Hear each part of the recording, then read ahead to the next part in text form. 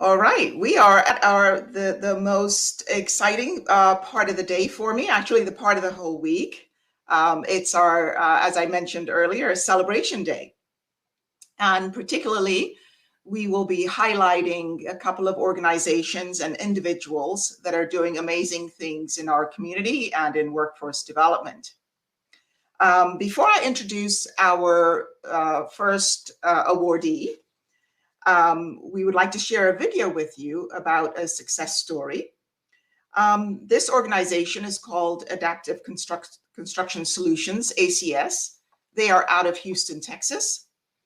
And they are one of those organizations that are doing things quietly in the background, but they are very, very impactful.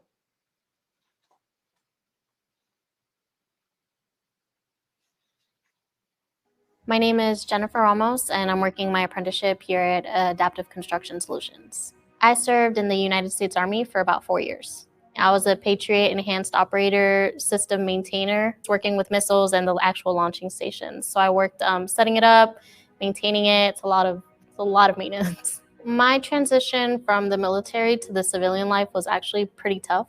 Did not know how to make a good resume. So my resume was pretty bad. I really just spent days on Indeed applying for whatever. I got a lot of, we decided to move forward with someone else's emails. I did not have as much savings as I thought. So I ran through that pretty quick, started having to use my credit card a lot, ran up a good amount of debt. So I didn't really just know what to do with my time. I ended up getting 2 dogs. So that took up a lot of my time. It was tough. I found myself feeling pretty low for a while. When I couldn't find any employment, I started searching in Houston because that's where my family is. And I got a call back from ACS. So I packed my bags and I came to Houston. I had no idea what an apprenticeship was. So when I was asked if I wanted to do the apprenticeship program, I was like, I came here for a job. So I did not know what it was. I thought it was like some type of school. So after that, I expressed interest in the recruiting team. I came back, did that interview, I guess did a good job, came back for the second interview, and after that, I started pretty soon. I had never worked in an office before. It was a complete 180. So I was nervous, but they talked me through it. They pretty much taught me step by step how to do my job. And still to this day, I get a lot of help when needed. I have people around me, fellow veterans, that make me feel comfortable and like I'm at home pretty much, just because they know what I've been through and we've all kind of gone through the same things. So I actually was previously a super shy person. I was the type of person that would not even call a restaurant to place an order. And now I spend my entire day just calling individuals I do not know at all to talk about positions and ask them questions about themselves. And I'm not as shy anymore at all. Before ACS, I was really unprepared for the real world. I was back living with my parents, and it kind of felt like I was starting at square one again. Now, after starting my apprenticeship with ACS and being here for a while, I have my own apartment. I've been able to pay that debt off now. I got myself my dream car, so it's worked out pretty well. I did not have to go through the ninja course for my apprenticeship.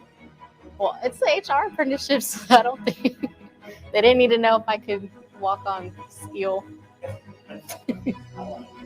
I wanted to do it. When I went with them to kind of watch how it went down, I was like, I want to do that. Not the whole like push-up sit-ups part or anything like that. Just I want to walk across the steel.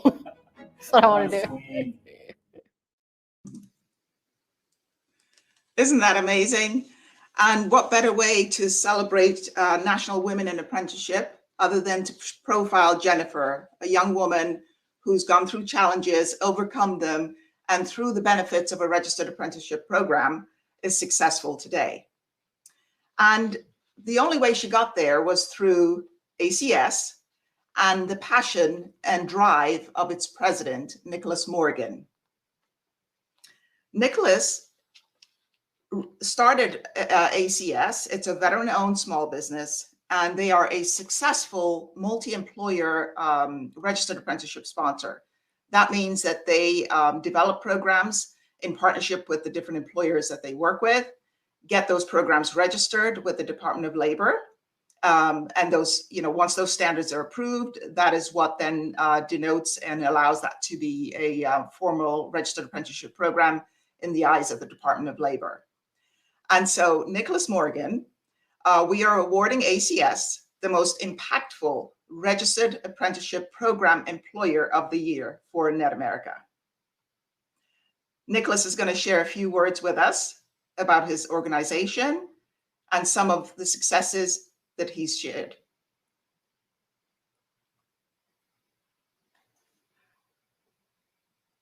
Oh, Nicholas, you're on mute. Oh. There you go. We're 20 months into this and I still get caught occasionally. So no, thank you so much. And I really appreciate this award. It's a real honor and privilege to receive it, not just on behalf of our team that has really grown these past couple of years, but also all of our employer partners and those that we collaborate with very closely to really provide meaningful opportunities to people and especially those who are in periods of transition. And that's one thing that I look forward to discussing this morning with everybody that's on this call. So Claire, should I just get started? Yes. Well, yep, okay. Unless there's any questions. So to begin with, a little bit more about ACS. ACS, as Claire said, we're a group non-joint registered apprenticeship.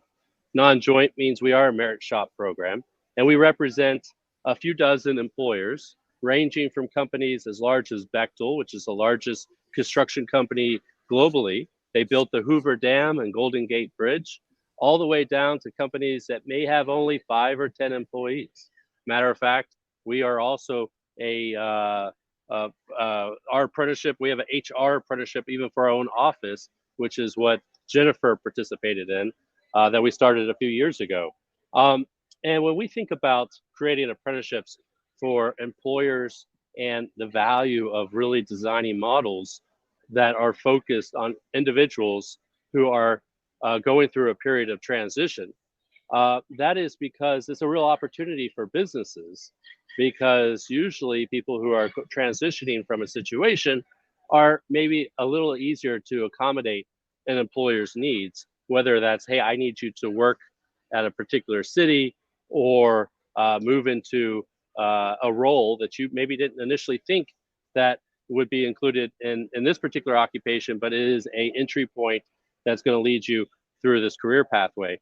And when we think about different populations, especially as it pertains to women, a large amount of our veteran community are women, but and I think that population across the board is providing a lot of attention.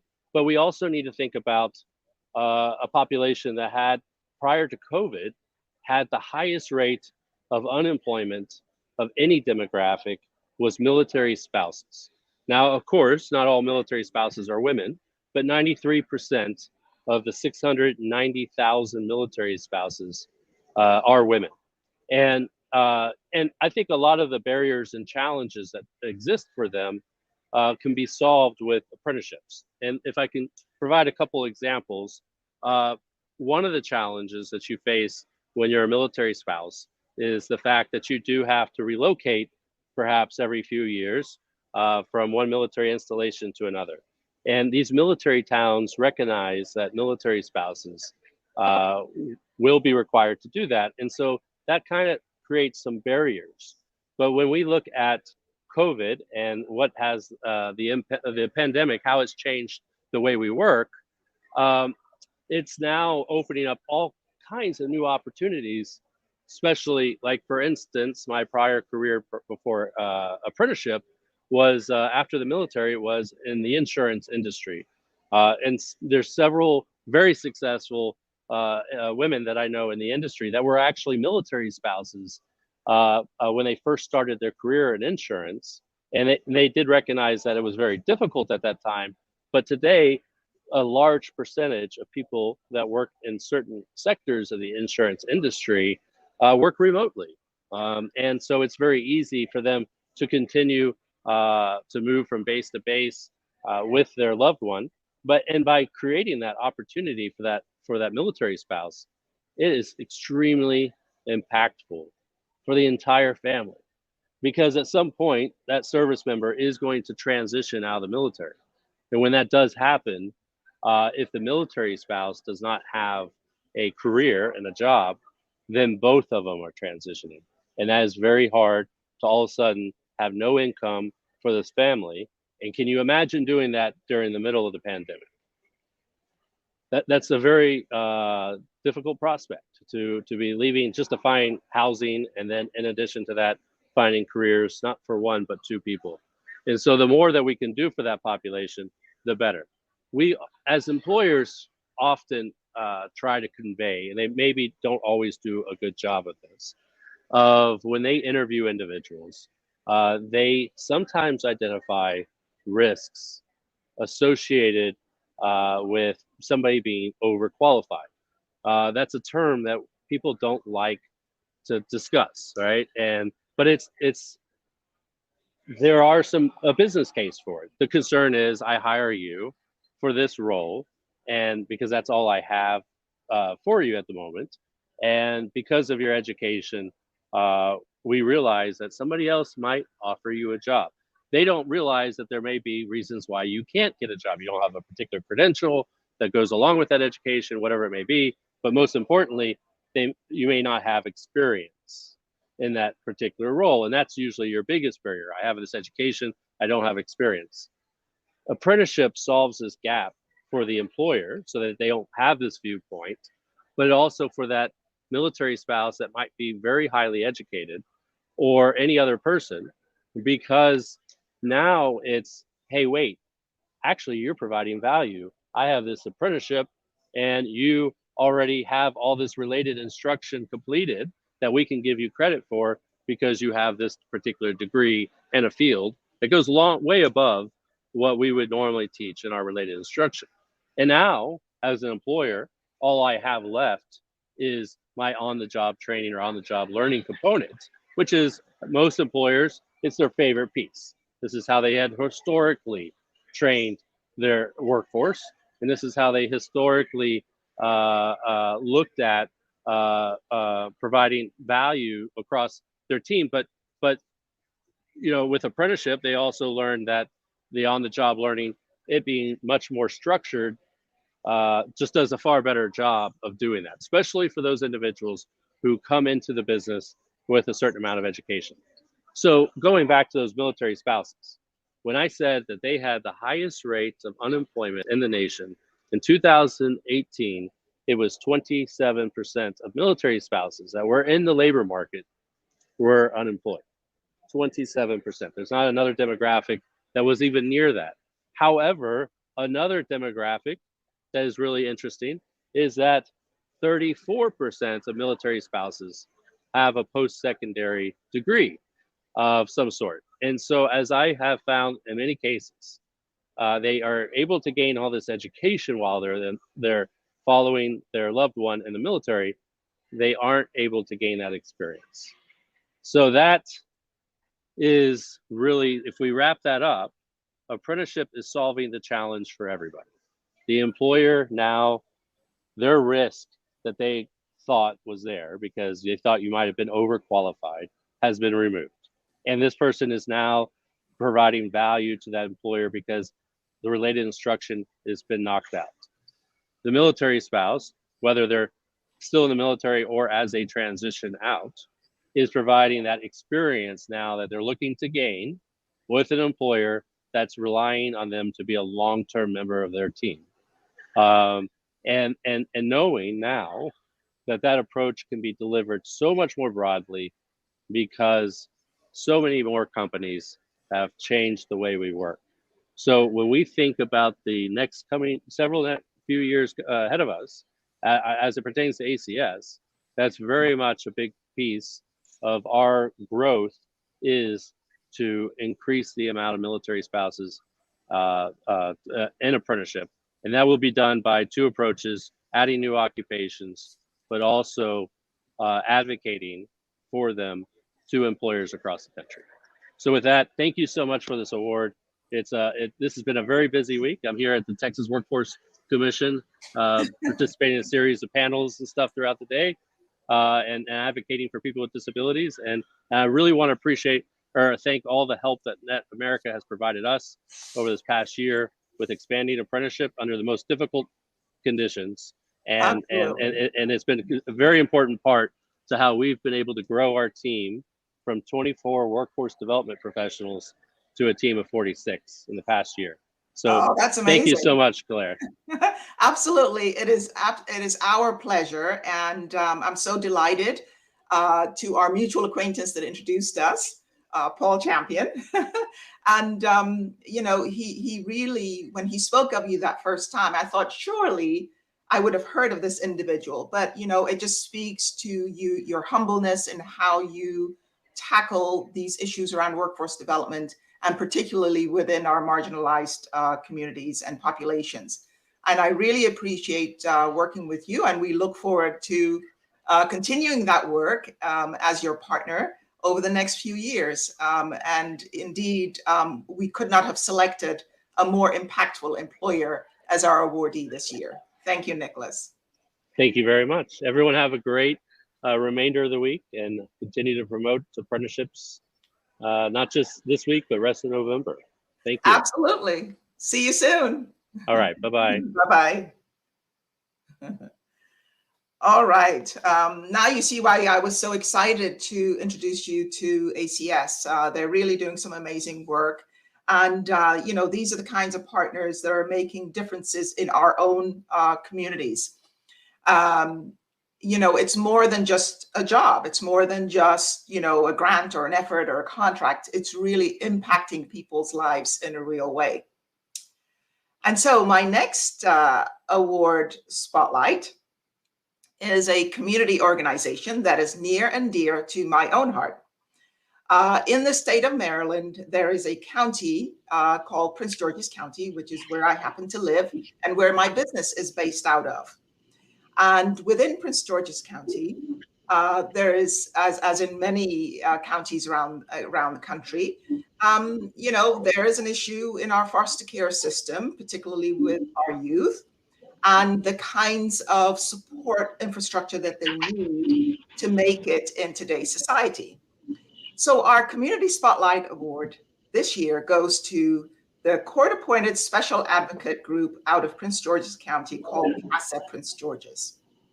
For those of you that are familiar with this marginalized population, our foster youth have a razor-thin margin of error for decisions around their education, their employment, their health, housing, and even food safety. And CASA Prince George's County has been around now tirelessly for the last, 20 plus years, advocating for youth in the foster care system. And as an organization, net.America supports CASA. As an individual, Claire supports CASA, and anyone that will listen to me. And so I would like to introduce you to Anne-Marie Benzner, the director of CASA Prince George's. Anne-Marie. Hello, Claire. Thank you so much for giving us the opportunity and for providing us with this community spotlight. Your years of dedicated volunteerism to the CASA youth that you worked with positively impacted their lives, and your leadership continues to impact CASA as we continue to strive to reach our goal of ultimately serving all of the children and youth who are in need of a CASA volunteer. As Claire described, CASA matches best interest volunteers with youth who are living in the foster care system. In Prince George's County, nearly 70% of the children and youth that we serve are 14 to 20 years old, and they are most likely to enter adulthood without a permanent caring adult in their life who will be there to help make sure that they are making all those critical decisions and that there's a safety net for them if they change their mind or make a poor decision. CASA volunteers try and strive to change that for our young people so that there are adults in their life who will help support them through those decisions.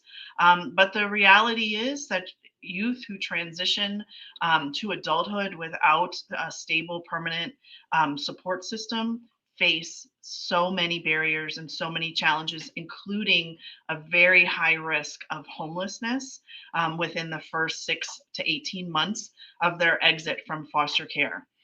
We have been fairly successful in our county in supporting our young people in achieving housing for the first 3 years after they exit foster care. But what we have learned and what we know is if they do not have a job that provides them with a living wage and provides them with long-term stability, then they will no longer be able to support that housing on their own. And so I am so pleased to be here today with you talking about apprenticeship programs because I truly believe that those kinds of post-secondary training opportunities that lead to a living wage, that lead them to the stable middle class will be a key for many of the young people that we serve. They have the opportunity to receive some of that on-the-job mentorship and support that Nicholas talked about, and which will help them to get through and beyond the challenges that they have encountered in their very young lives. And so it's fantastic for me to be able to share with you just for a few short moments about our organization. And I am so extremely grateful to Claire and net.America for giving me that chance. So Claire, thank you for all that you do for us. It's really been a pleasure knowing you for all these years, and I appreciate the opportunity today. Oh, absolutely. Thank you, Anne Marie. I mean, you're in the trenches. We just, interject where we can. But the work goes on, and the need, unfortunately, is not abating. But that's why we're here and trying to raise the visibility of the need of the youth in Prince George's County and around the nation that need our assistance, and they need registered apprenticeship programs. And so I'm not sure if you heard Megan Beard's speech earlier on this morning.